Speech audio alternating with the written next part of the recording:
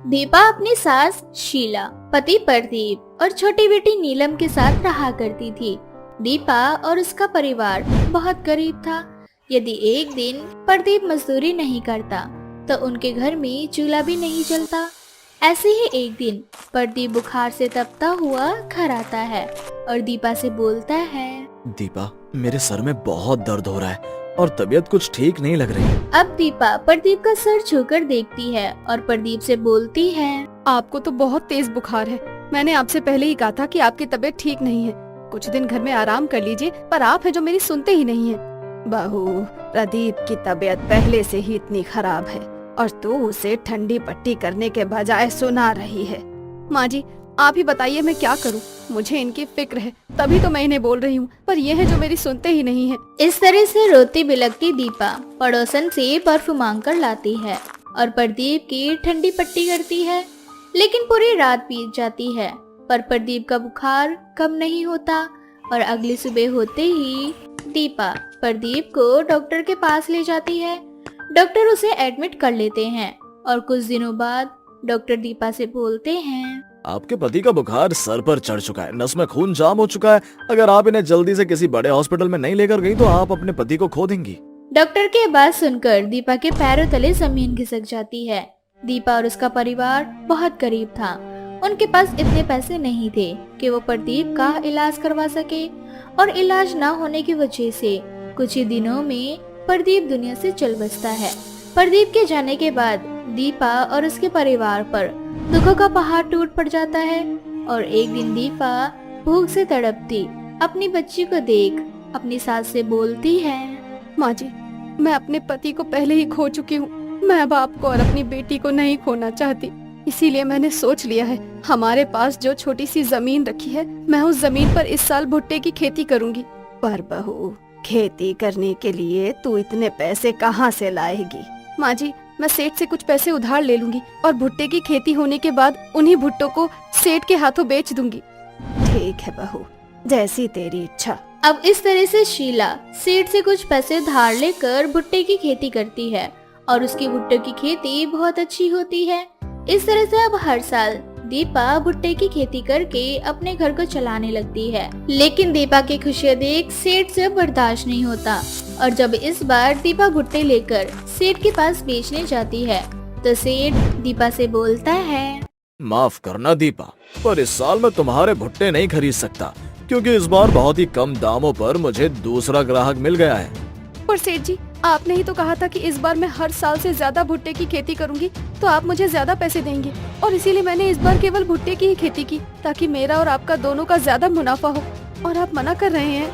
हाँ, क्योंकि मैंने कम दामों पर तुमसे भी अच्छे भुट्टे किसी और से ले लिए हैं। इस तरह से सेठ दीपा से उसके भुट्टे नहीं लेता और बेचारी दीपा रोती हुई अपने भुट्टे लेकर घर जाने लगती है।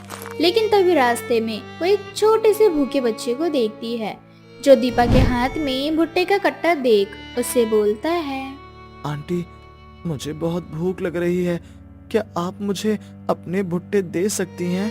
क्यों नहीं बेटा, तुम जितने चाहो उतने भुट्टे ले सकते हो, पर तुम इन भुट्टों को खाओगे कैसे? तुम्हारे घर पर तुम्हारी माँ या कोई बड़ा है? मेरा इस दुनिया में कोई नहीं है और मैं भीख मांगकर अपना पेट भरता हूँ। उस बच्चे की बात सुनकर दीपा को उस बच्चे पर दया आती है और वो उस बच्चे को अपने साथ अपने घर ले जाती है और अपनी बेटी की तरह उसे अपने हाथों से खाना खिलाती है। दीपा की ममता देखकर वो बच्चा एक देवी में प्रकट हो जाता है और देवी दीपा से बोलती है, दीपा, मैं देवी अन्नपूर्णा हूँ जो किसी को भूखे नहीं सोने देती, और आज तुमने मेरी भूख शांत करी है, इसीलिए मैं तुम्हें एक जादुई मशीन दे रही हूँ। ये भुट्टे की जादुई मशीन है।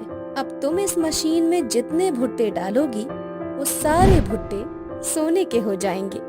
इस तरह से माँ अन्नपूर्णा दीपा को भुट्टे की मशीन देकर गायब हो जाती है, जिसके बाद दीपा उस जादुई भुट्टे की मशीन में एक भुट्टा डालती है और वो देखती है कि वो भुट्टा सच में सोने का बन चुका है। अब क्या था, अब दीपा जादुई भुट्टे की मशीन से कुछ भुट्टों को सोने का बना लेती है और उन्हें बेचकर उनसे मिले पैसों से सबसे पहले अपने घर की आर्थिक स्थिति ठीक करती है और देखते ही देखते पहजल दीपा एक छोटे घर से बड़ा घर बना लेती है और अपनी बेटी को बहुत अच्छे स्कूल में पढ़ाने लगती है। अब दीपा के पास वो सारी सुख सुविधाएं थी जो सेठ के पास भी नहीं थी। दीपा की सफलता देख सेठ खुद से बोलता है, गरीब विधवा दीपा जो मेरी बदौलत अपना घर चला पा रही थी, इतनी अमीर कैसे हो गई? आज उसके पास वो सारी सुख सुविधाएं हैं जो मेरे पास भी नहीं है। इतना सोचकर सेठ दीपा के घर जाता है और दीपा के ऊपर नजर रखने लगता है। इस बात से अनजान दीपा जादुई भुट्टे की मशीन में भुट्टे डालने लगती है और वो सारे साधारण भुट्टे सोने के भुट्टे में तब्दील हो जाते हैं। ये देख सेठ खुद से बोलता है, तो ये है वो जादुई भुट्टे की मशीन जिसके जरिए ये गरीब दीपा आज करोड़पति बनी है। पर कोई बात नहीं सेठ, अब ये मशीन तेरी होगी और तू अमीर से अरबपति बन जाएगा। इस तरह से सेठ ख्याली पुलाव पकाने लगता है और खुली आंखों से सपना देखता है कि जादुई भुट्टे की मशीन उसके पास है और वो उस मशीन में जो कुछ डाल रहा है वो सब कुछ सोने का बनकर निकल रहा है। ये सपना देखकर अब सेठ रात होने का इंतजार करता है और रात होते ही वो दीपा के घर से जादुई भुट्टे की मशीन को चुरा लाता है। अगली सुबह जब शीला देखती है कि उनकी जादुई भुट्टे की मशीन गायब है तो शीला दीपा से बोलती है, बहू, माँ अन्नपूर्णा ने जो हमें जादुई भुट्टे की मशीन दी थी वो गायब हो चुकी है। बहू, अगर वो मशीन किसी गलत इंसान के हाथ लग गई तो ना जाने वो मशीन का क्या उपयोग करेगा। माँ जी, वो जादुई भुट्टे की मशीन हमें माता अन्नपूर्णा ने दी थी, इसीलिए कोई भी दुष्ट व्यक्ति उस मशीन का उपयोग नहीं कर सकता। अगर वो मशीन किसी गलत शख्स के हाथों में होगी तो बहुत जल्द हमें हमारी मशीन मिल जाएगी। इस तरह से दीपा बेफिक्र हो जाती है। तो वहीं दूसरी ओर सेठ जादुई भुट्टे की मशीन में कभी भुट्टा तो कभी चावल और कभी गेहूं डालता है, ये सोच कर कि उस मशीन में डाला हुआ हर चीज सोने का बनकर निकलेगा। लेकिन उस मशीन में जो कुछ जाता वो बाहर ही नहीं आता। ये देख सेठ खुद से बोलता है, अरे ये क्या, मैंने तो खुद अपनी आंखों से देखा था। जब वो गरीब दीपा इसमें भुट्टे डाल रही थी तो वो भुट्टे सोने के बनकर निकल रहे थे, फिर मेरा डाला हुआ कोई सामान सोना बनकर क्यों नहीं निकल रहा? ये सोचकर सेठ मशीन को पटकने लगता है और मशीन फुटबॉल की तरह हवा में उड़कर सेठ को पीटने लगती है। और जब सेठ को काफी चोट लग जाती है तो मशीन अपने आप दीपा के पास पहुंच जाती है। ये देखकर शीला को दीपा के बात पर विश्वास हो जाता है। तो वहीं दूसरी ओर सेठ को अपनी गलती का एहसास और खुद से बोलता है, जान छोटी उस मशीन से, अच्छा हुआ जो वो मशीन अपने आप यहाँ से गायब हो गई, वरना मैं खुद उस मशीन को दीपा के घर छोड़कर आता। इस तरह से सेठ फिर कभी लालच नहीं करता। तो वहीं दूसरी ओर दीपा अपनी सास और बेटी के साथ मिलकर जादुई भुट्टे की मशीन के जरिए गरीब लोगों की मदद करती हैं। आस्था घर में सुबह सुबह पहले उठकर घर का सारा काम खत्म करके पूजा करती है और अपनी सास नीलम के कमरे में जाकर उन्हें चाय देने लगती है कि तभी आस्था का पति रमेश आवाज देते हुए आस्था से बोलता है, अरे आस्था कहाँ चली गई?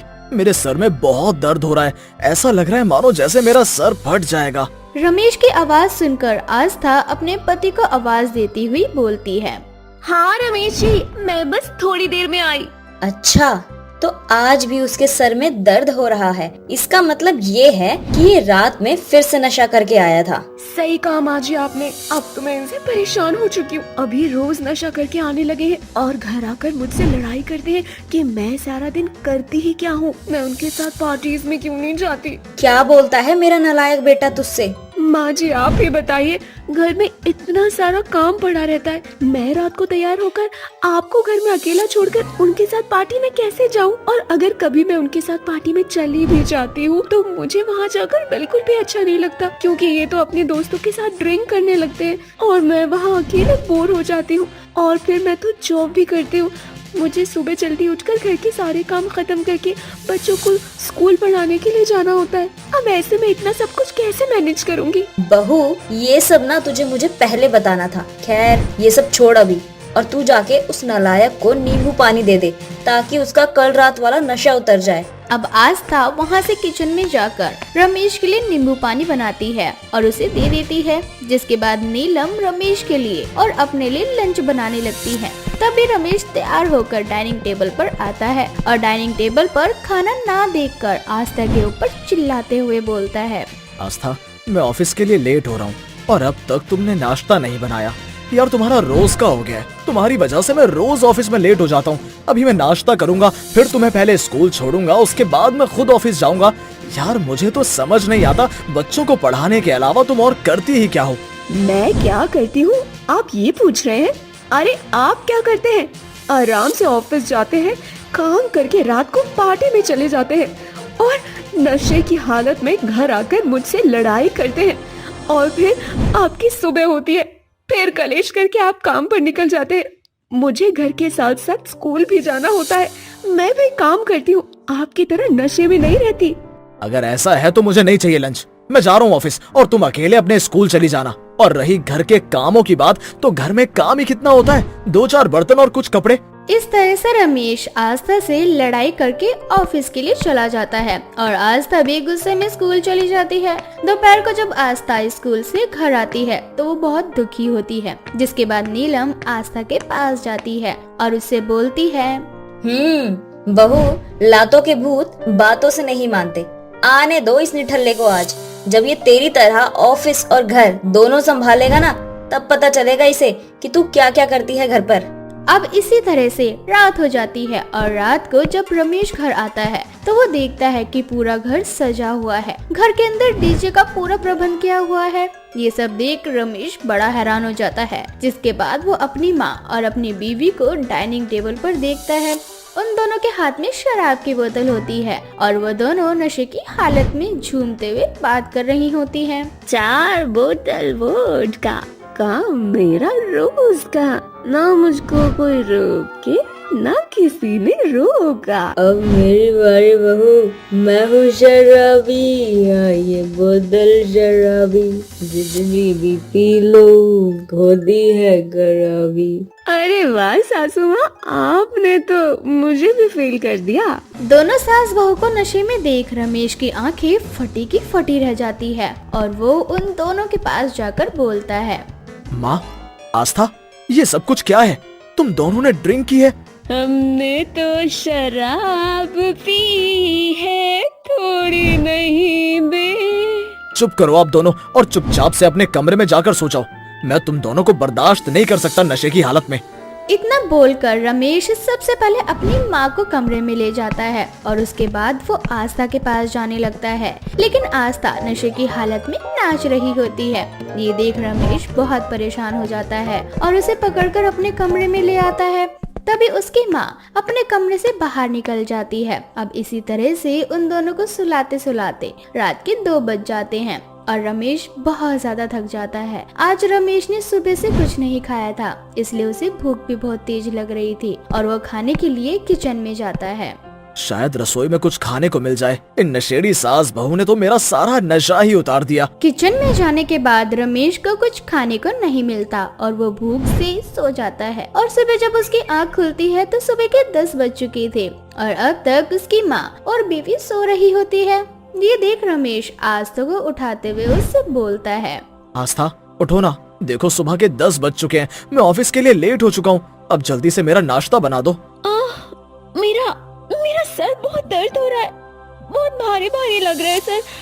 आप पहले मेरे लिए 1 गिलास नींबू पानी बनाकर ला दीजिए। किसने कहा था इन दोनों सास बहू को नशेड़ी बनने के लिए? अब मैं क्या करूँ?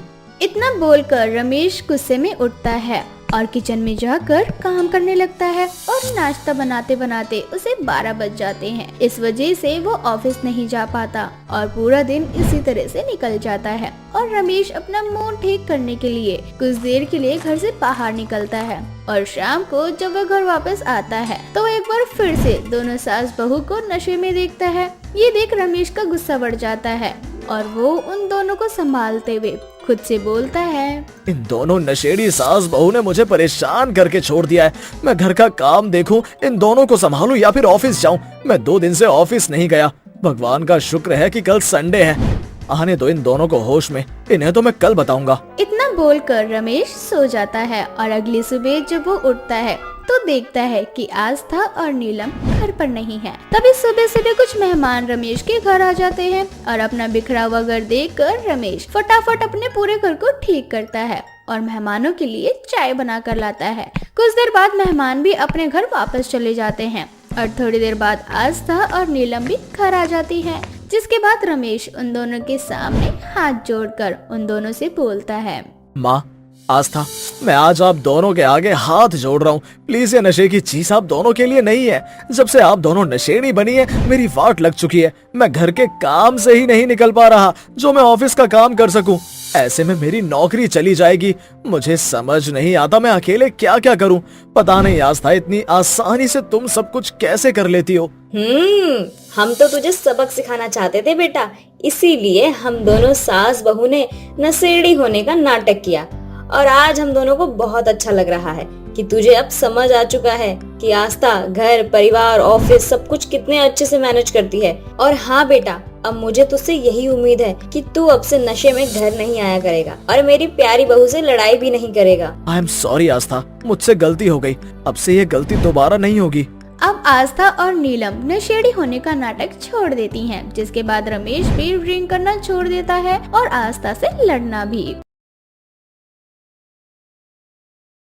अंकिता सुनीता की इकलौती बेटी थी। सुनीता बहुत गरीब थी, लेकिन उसने इतनी गरीबी में भी अपनी बेटी को कभी घर से बाहर नहीं जाने दिया, क्योंकि वो डरती थी कहीं उसकी बेटी घर से बाहर गई तो लोगों को उसके जादुई बालों का राज न पता चल जाए और कहीं लोग अंकिता से ईर्ष्या न करने लगे। इसलिए सुनीता जब भी फैक्ट्री के लिए जाया करती तो अंकिता को घर में बंद करके ही जाया करती। अंकिता बेटा, घर में ही रहना। पता चला मैं बाहर फैक्ट्री में काम कर रही हूँ और तू यहाँ जादुई वालों की मदद से खिड़की से बाहर जाकर घूमने लगे। माँ, तुम तो जानती हो ना मुझे घूमना कितना पसंद है। हाँ पता है, तभी तो बोल रही हूँ कि जब तक घर ना आऊँ तब तक मेरा इंतजार करना।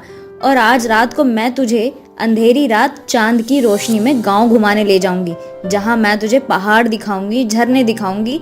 बस जब तक मैं घर ना आऊं तब तक तू घर से बाहर मत जाना। ठीक है माँ। इस तरह से सुनीता फैक्ट्री के लिए चली जाती है और अंकिता अपनी माँ का इंतजार करती है। शाम को सुनीता थकी हारी घर आती है और अंकिता रात होने का इंतजार करती है। जैसे ही अंधेरा होता है, अंकिता अपनी माँ सुनीता से बोलती है, माँ देखो रात हो गई, तुमने बोला था रात को तुम मुझे घुमाने ले चलोगी। माफ करना अंकिता बेटा, आज हम नहीं जा पाएंगे। मैं बहुत ज्यादा थक गई हूँ। फैक्ट्री में बहुत सारा काम था, सर फट रहा है बेटा मेरा। चलने की बिल्कुल भी हिम्मत नहीं है मुझ में। माँ तुमने मुझे पहले क्यों नहीं बताया? अगर तुम मुझे पहले बता दी तो मैं अपनी जादुई बाल की मदद से तुम्हें अभी तक ठीक कर चुकी होती। अब तुम कुछ मत बोलो और आराम से लेटी रहो, मैं अभी तुम्हारी सारी दिक्कतें खत्म करती हूँ। इतना बोलकर अंकिता अपने जादुई बाल से अपनी माँ का सर दबाती है और साथ ही पैर भी। जैसे ही अंकिता के जादुई बाल सुनीता के सर और पैर को दबाते हैं, वैसे ही उसके सर और पैर का सारा दर्द खत्म हो जाता है, जिसके बाद सुनीता को बहुत अच्छी नींद आती है और वो सो जाती है। अब इसी तरह से कुछ दिन बीत जाते हैं और एक रोज सुनीता फैक्ट्री में काम कर रही होती है तो वहीं दूसरी ओर घर में अकेली अंकिता अपने जादुई लंबे कालो बालों से घर की सफाई कर रही होती है। उसकी एक लट जाले साफ कर रही होती है तो दूसरी लट बर्तन साफ कर रहे होते हैं और अंकिता खिड़की के पास खड़ी होकर अपनी माँ का इंतजार कर रही होती है। पता नहीं माँ कब आएंगी। हमेशा माँ इसी तरह से बोलते हैं कि वो रात को मुझे घुमाने ले जाएंगी, परंतु उन्होंने तो मुझे दुनिया की नजरों से छुपा रखा है। पर वो मुझे गाँव वालों की नजरों से क्यों छुपा रखती है? आज तक मुझे ये बात समझ नहीं आई। इतना सोचकर अंकिता निराश हो जाती है। तभी उसके दिमाग में एक प्लान आता है और वो खुद से बोलती है, माँ तो मुझे घुमाने से रही और वैसे भी माँ तो फैक्ट्री से रात को घर आती है। मेरे पास पूरा दिन पड़ा है, क्यों ना मैं ही अपने गांव घूम कर आ जाऊँ। हाँ यही सही रहेगा। इतना बोलकर अंकिता अपने जादुई बालों को लंबा करती है और एक रस्सी की तरह बनाकर अपने बालों के जरिए खिड़की से नीचे उतर जाती है। अब वो गांव घूमने के लिए जैसे ही अपना पहला कदम बढ़ाती है, वैसे ही वहां सुनीता आ जाती है और अपनी बेटी को घर से बाहर देखकर जल्दी से उसका हाथ पकड़ती है और उसे घर के अंदर लाकर उससे बोलती है, अंकिता बेटा, मैंने तुझे मना किया था ना घर से बाहर जाने के लिए, और इन जादुई वालों के जादू को देखने से मना किया था ना, फिर तूने मेरी बात क्यों नहीं मानी? पर माँ, क्या हो जाएगा अगर मैं बाकी लड़कियों की तरह बाहर घूमने चली जाऊंगी? हम इतने गरीब हैं। मैं चाहूँ तो अपने जादुई बालों की मदद से आपको अमीर कर सकती हूँ, पर आपको इस गरीबी में ही जीना है। आप मुझे गांव वालों से मिलने नहीं देती। मुझे समझ नहीं आता आप मेरे साथ ऐसा क्यों करती हैं माँ। कभी कभी तो मुझे लगता है आप मेरी सौतेली माँ है। अंकिता की ये बातें सुनकर सुनीता रोने लगती है। अपनी माँ को रोता देख अंकिता को अपनी गलती का एहसास होता है और वो अपनी गलती की माफी मांगती है, जिस पर सुनीता बोलती है, बेटा, बहुत समय पहले की बात है, हमारे पूर्वज ऋषि मुनियों की सेवा करते थे। तेरे ये जादुई बाल उसी का फल है। हमारे घर में जन्म लेने वाली हर बेटी के बाल जादुई होते हैं और इन जादुई बालों की मदद से हम गांव वालों की मदद करनी होती है, ना कि अपनी। लेकिन बहुत समय पहले जब तू छोटी थी तब तेरी बुआ के बाल भी जादुई थे और तेरी बुआ हमारे ही दुश्मन के बेटे से प्यार कर बैठी और उनसे शादी कर ली। जब ये बात तेरी दादी को पता चला तो फ्लैशबैक। कोमल बेटा, ये तूने क्या किया? ये लड़का तेरे लिए सही नहीं है। इसने सिर्फ तेरे जादुई बालों की शक्तियाँ छीनने के लिए तुझसे शादी की है। माँ, अमित ऐसा नहीं है। तुम अमित को गलत समझ रही हो। इस तरह से कोमल अपनी माँ को समझाने लगती है और तभी अमित पीछे से उसके जादुई बाल काट देता है। बाल काटते ही कोमल के बालों की सारी शक्तियाँ चली जाती है, जिसके बाद अमित हंसता हुआ कोमल से बोलता है, तेरी माँ बिल्कुल सही बोल रही है। मुझे तुझसे नहीं, तेरे जादुई बालों से प्यार है। अब मैं तेरे इन जादुई बालों को अपने साथ अपने लैब में ले जाऊंगा और इन पर एक्सपेरिमेंट करूंगा और इनसे निकलने वाली सारी शक्तियों को अपने अंदर समाहित कर लूंगा। अमित, तुमने मुझे धोखा दिया है। मैं तुम्हारा ये धोखा जिंदगी भर याद रखूंगी। अमित हंसते हुए वहाँ से जाने लगता है कि तभी छोटी सी अंकिता, जो उस समय 2 साल की थी, वह अपनी जादुई बाल की मदद से अमित का गला दबा देती है और वहीं पर अमित की मौत हो जाती है। और बाल काटने की वजह से कोमल की सारी शक्ति उससे छीन जाती है और वो भी एक साधारण लड़की की तरह अपना जीवन जीने लगती है। Flashback out. बस इसीलिए मैं तुझे घर से बाहर नहीं जाने देती। गांव वाले से दूर इस घर में तेरे साथ रहती हूँ। मुझे अमीर बनने का लालच नहीं है। बस मैं इतना चाहती हूँ कि जो तेरी बुआ के साथ हुआ वो तेरे साथ ना हो।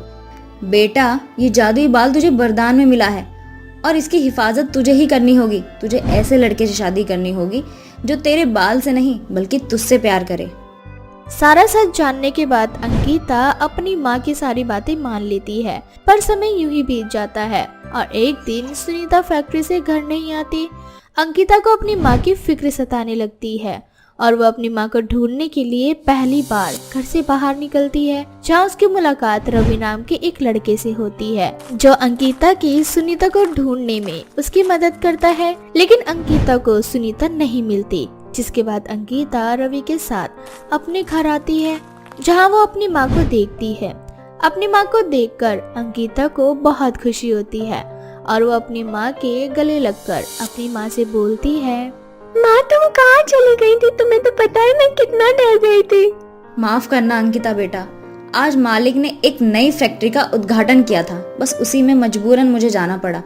पर ये तेरे साथ ये लड़का कौन है? मैं रवि हूँ। दरअसल मैं किसी काम से कहीं जा रहा था, तभी मेरी मुलाकात अंकिता से हुई। अंकिता बहुत परेशान थी तो मैंने सोचा कि क्यों ना मैं इसकी मदद करूँ। वैसे भी मुझे लड़कियों की मदद करना बहुत पसंद है। मदद करने के लिए शुक्रिया, लेकिन अब तुम अपने घर जा सकते हो। इस तरह से सुनीता रवि को जाने के लिए बोलती है। उस समय तो रवि चला जाता है, लेकिन उसके दिलो दिमाग पर अंकिता का फितूर चढ़ जाता है और समय यूं ही बीत जाता है। अब अंकिता और रवि एक दूसरे से प्यार करने लगते हैं। अब रवि को अंकिता के जादुई बाल का सच पता चल जाता है, पर फिर भी वो अंकिता से ही प्यार करता है। और जब ये बात सुनीता को पता चलती है तो उन दोनों की शादी करवा देती है, जिसके बाद वो दोनों एक दूसरे के साथ हमेशा खुश रहते हैं। अब अंकिता अपने जादुई बालों की मदद से बीमार लोगों की सेवा करना शुरू कर देती है। भूतों की बारात। कोसी नाम का एक छोटा सा गांव था। उस गांव के पास एक नदी गुजरती थी, परंतु कोई भी उस नदी के आसपास भी नहीं जाता था। ऐसे ही एक दिन राजू नाम का एक व्यक्ति अपनी माँ के पास जाता है और बोलता है, माँ माँ माँ, आज मैं बहुत खुश हूँ। पता है आपको, आज कितने दिनों बाद मुझे एक बहुत बड़ी शादी का प्रोजेक्ट मिला है। अरे वाह बेटा, ये तो बहुत अच्छी बात है। वैसे कब की शादी है और तुझे घर से कब निकलना है और कितनी दूर है शादी? माँ, 3 दिन के लिए ही जाना है और ये शादी कोई बहुत ज्यादा दूर नहीं है। अपनी कोसी नदी है ना, उसके पीछे वाला गांव है, बस उसी में शादी है, वहीं जाना है। क्या? कोसी नदी के पीछे वाले गांव में? वहां जाने के लिए तो तुझे नदी पार करनी पड़ेगी बेटा। अच्छा सुन, तू दिन को ही चले जाना और जब वहां से वापस आएगा तो भी दिन को ही आना, रात को मत आना। माँ, शादी रात को है और रात का चक्कर तो लगेगा ही ना। और वैसे भी कौन सा गांव दूर है, पास में ही तो है। नदी पार करके ही तो जाना है। तुम चिंता मत करो, मैं कल शाम को निकल रहा हूँ। नहीं, तू कल शाम को नहीं जाएगा, तू कल दिन में यहाँ से निकल जाना। पर माँ। बेटा, कभी तो माँ की बात मान लिया कर। अच्छा ठीक है। अपनी माँ के कहने पर राजू अपना सामान पैक कर लेता है और अगले दिन अपने काम के लिए घर से निकल जाता है। ऐसे ही 3 दिन बीत जाते हैं, परंतु आते समय राजू रात को कोसी नदी से होकर घर के लिए आ रहा होता है। राजू जैसे ही कोसी नदी पार करता है, तभी उसके कानों में बैंड बाजे की आवाज आती है। लगता है आज भी किसी की शादी है।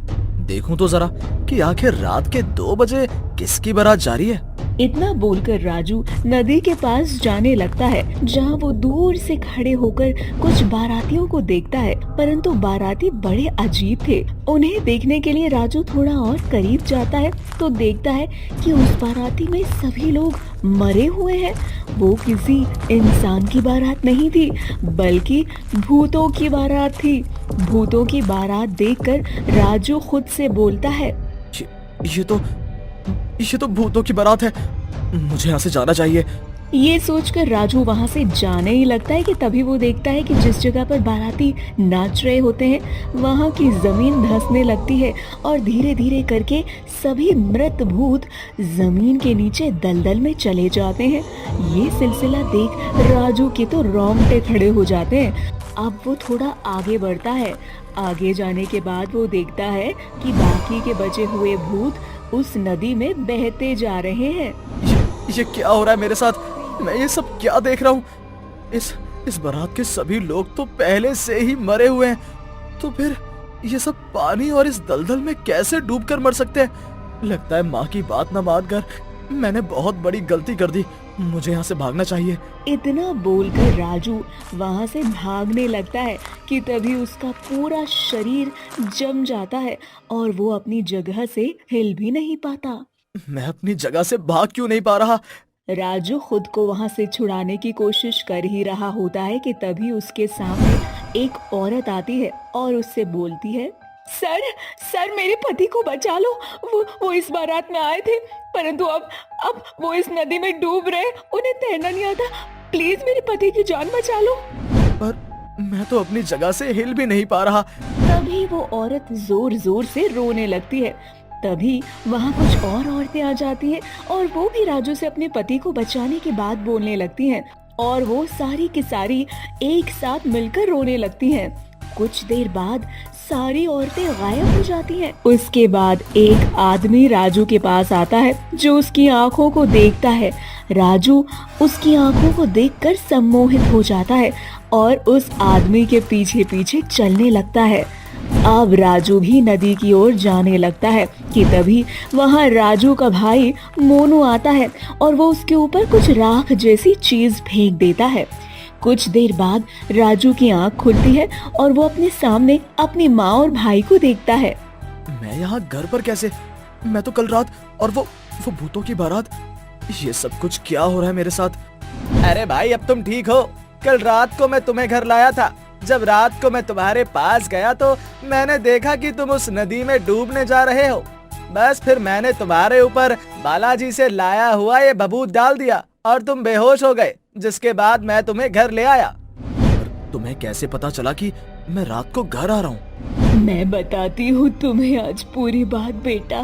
कहा जाता है कि एक बार एक बारात कोसी नदी से गुजर रही थी, पर तभी मौसम एकदम से खराब हो गया।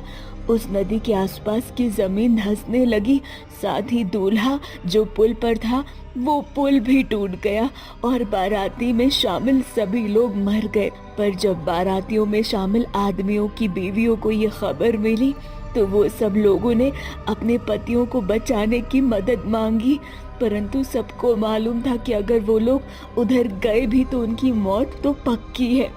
इसीलिए सभी ने उन औरतों की मदद करने से भी मना कर दिया, जिसके बाद वो सारी औरतें खुद अपने पतियों को बचाने के लिए वहां चली गई और खुद भी मर गई।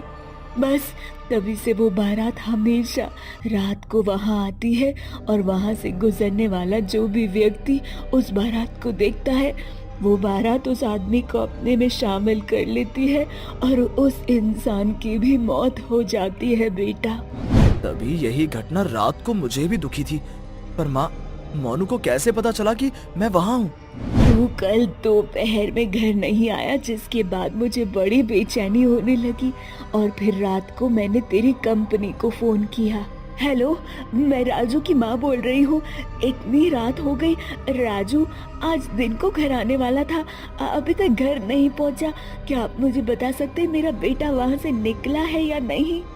माँ जी, राजू जी शादी की वजह से दिन को नहीं निकल पाए थे, इसलिए वो अभी थोड़ी देर पहले ही निकले हैं। क्या राजू इतनी रात को निकला है? अच्छा, धन्यवाद आपका, बहुत बहुत शुक्रिया। इतना बोलकर राजू की माँ फोन रख देती है और अपने छोटे बेटे मोनू को उठाती है।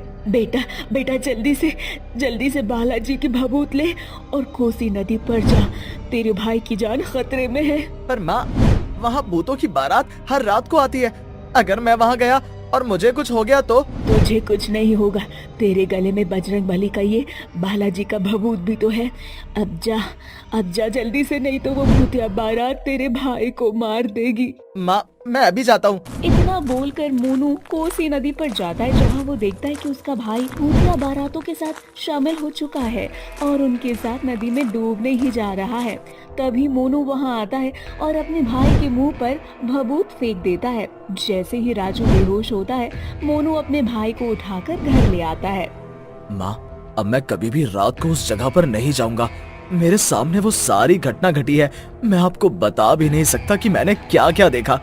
मुझे पता है बेटा, इस समय तुम्हारी क्या हालत है, इसीलिए तो मैं तुम्हें वहाँ जाने से मना करती थी। पर भगवान का लाख लाख शुक्र है कि तुझे कुछ नहीं हुआ। राजू तो उस हादसे से बच गया, परंतु आज भी कोई उस जगह पर जाता है तो वो भूतिया बारात उस इंसान को जिंदा उसके घर नहीं जाने देती। और आज भी उस घटना को याद करके राजू के रोंगटे खड़े हो जाते हैं।